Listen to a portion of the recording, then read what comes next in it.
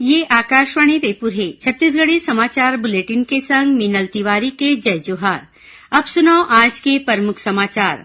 केंद्रीय वित्त आयोग के अध्यक्ष आज रायपुर में मुख्यमंत्री और मंत्रिमंडल के सदस्य मन संग करीन बैठका। केंद्र सरकार पीएम श्री योजना के तीसर चरण में छत्तीसगढ़ के 52 स्कूल ला करे है शामिल। और सर्वोच्च न्यायालय नीट यूजी परीक्षा 2024 मामला के सुनवाई ये महीना के 18 तारीख तक बर कर दे है स्थगित। अब समाचार विस्तार ले। केंद्रीय वित्त आयोग के अध्यक्ष डॉक्टर अरविंद पनगड़िया आज रायपुर में मुख्यमंत्री विष्णुदेव साय और मंत्रिमंडल के सदस्य मन संग बैठका करीन। ये दौरान मुख्य सचिव अमिताभ जैन राज्य के संबंध में एक प्रस्तुतिकरण दी। ये बेरा में आने विभाग के अधिकारी मौजूद रहीन। बैठका में बोला डॉक्टर पनगड़िया कहीन कि छत्तीसगढ़ में विकास काम तेजी ले होवत है। विकसित भारत और विकसित छत्तीसगढ़ बनाए के संकल्प ला पूरा करे बर विनिर्माण इकाई के स्थापना में जोर देवर पड़ी। उन्हें बैठका में मुख्यमंत्री विष्णुदेव साय कहीन कि राज्य के कठिन भौगोलिक स्थिति के चलत अधोसंरचना में ज्यादा खर्च आथे। उमन कहीन कि माओवाद प्रभावित क्षेत्र में विकास काम सरल करे जाथे। नियर नेलानार योजना में शिक्षा, स्वास्थ्य, रद्दा, बिजली, पानी जैसन सुविधा ठीक करे बर काम करे जाथे। उमन केंद्रीय वित्त आयोग ले प्रदेश के विकास खातिर वित्तीय सहायता के मांग करीन।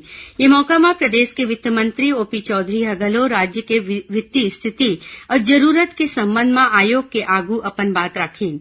एकर पहले मुख्यमंत्री विष्णुदेव साय ले आज मंत्रालय में केंद्रीय वित्त आयोग के अध्यक्ष डॉक्टर अरविंद पनगड़िया भेंट करीन। ये दौरान मुख्यमंत्री के वित्त आयोग के सदस्य मन आने विषय में गोटबात हुई। खबर के मुताबिक काली संझा ले 16वां वित्त आयोग के दल छत्तीसगढ़ दौरा में ही। ये बेरा में वित्त आयोग के सदस्य जगदलपुर के घलो दौरा करही। केंद्र सरकार पीएम श्री योजना के तीसर पारी में छत्तीसगढ़ के 52 स्कूल ला करे है शामिल। एमा पहली ले 12वीं तक के 47 स्कूल और कक्षा 6वीं ले 12वीं तक के 5 स्कूल शामिल है।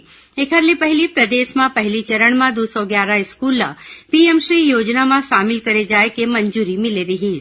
पहली पारी में पीएम श्री योजना में मंजूर करे गए स्कूल ला अपग्रेड करे के काम शुरू हो गए है। ये स्कूल मन में स्मार्ट क्लासरूम, गणित और विज्ञान बर आधुनिक लैब, खेल सुविधा और डिजिटल लाइब्रेरी जैसन सुविधा करे जाही। खबर के मुताबिक छत्तीसगढ़ में पीएम श्री योजना के शुभारंभ 19 फरवरी 2024 के केंद्रीय शिक्षा मंत्री धर्मेंद्र प्रधान करे रहीन। भारत के मुख्य न्यायाधीश डीवाई चंद्रचूड़ आज नई दिल्ली में सुप्रीम कोर्ट के मुख्य परिसर में एक नवा फाइलिंग काउंटर और सुविधा केंद्र के उद्घाटन करीन, जौन शीर्ष अदालत के न्याय तक पहुंच मिशन के तहत स्थापित करे गए है। नवा केंद्र न्यायालय में कामकाज ला व्यवस्थित करे बर वकील मन ला उखर मामला ले जुड़े जम्मो दस्तावेज तक केंद्रीकृत पहुंच दी। मुख्य न्यायाधीश चंद्रचूड़ ये मौका में कहीन कि बहु सुविधा केंद्र भारत के नागरिक मन ला सुप्रीम कोर्ट कोती ले मिलैया सेवा के गुणवत्ता ला बढ़ाही। सर्वोच्च न्यायालय नीट यूजी परीक्षा 2024 मामला के सुनवाई ये महीना के 18 तारीख तक बर स्थगित कर दे है। भारत के मुख्य न्यायाधीश डीवाई चंद्रचूड़ के अगुवाई वाले पीठ पार्टी मन ला केंद्र और एनटीए कोती ले दायर हलफनामा में अपन सोच दाखिल करे में सक्षम बनाए बर स्थगन दीन। शीर्ष अदालत में आज विवादित नीट यूजी 2024 मेडिकल प्रवेश परीक्षा ले जुड़े याचिका में सुनवाई होना रही। एमा 5 मई की परीक्षा के बेरा गड़बड़ी और कदाचार के आरोप लगैया और फिर ले परीक्षा कराए के मांग वाले याचिका शामिल है। बुधवार के प्रस्तुत ये हलफनामा में केंद्र कहे है कि सर्वोच्च न्यायालय के निर्देश के मुताबिक शिक्षा मंत्रालय आईआईटी मद्रास ले नीट यूजी के नतीजा के डेटा के विश्लेषण के बात करे रही। छत्तीसगढ़ी समाचार बुलेटिन आप मन आकाशवाणी रायपुर ले सुना था। अब आगू बढ़बो बाँचे समाचार कोती। मुख्यमंत्री विष्णुदेव साय एक पेड़ माँ के नाम अभियान में नवा रायपुर में महावृक्षारोपण अभियान शुभारंभ करीन। ये बेरा में मुख्यमंत्री पीपल, नीम, हर्रा, बहेरा के पौधा रोपिन। कार्यक्रम के अगुवाई वन मंत्री केदार कश्यप करीन।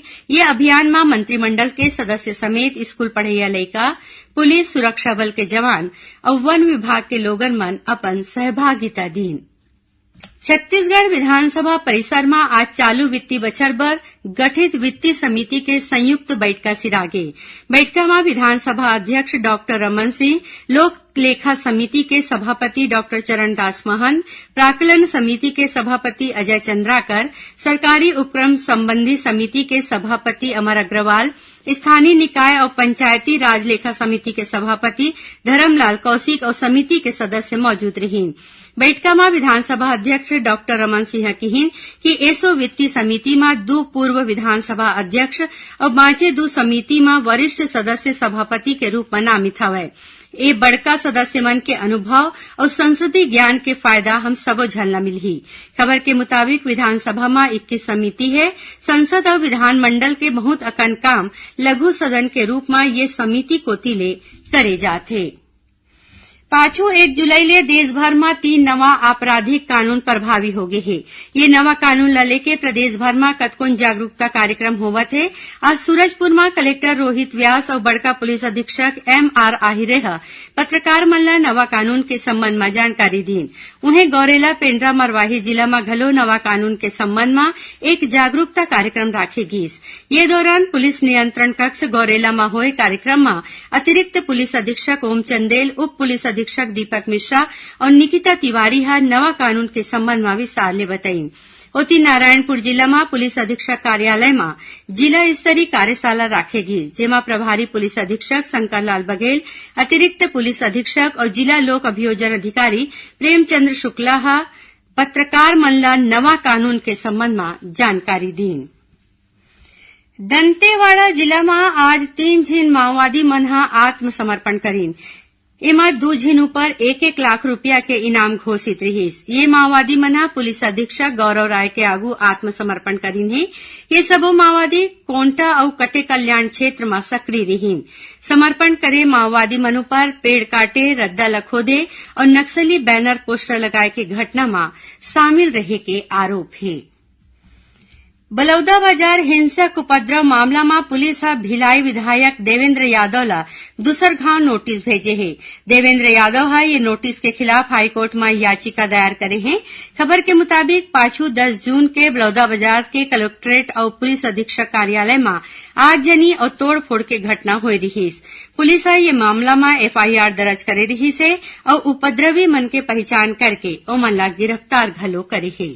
भारतीय जनता पार्टी के प्रदेश मंत्री प्रबल प्रताप सिंह जुदेव एक रद्दा दुर्घटना में घायल हो गए हैं।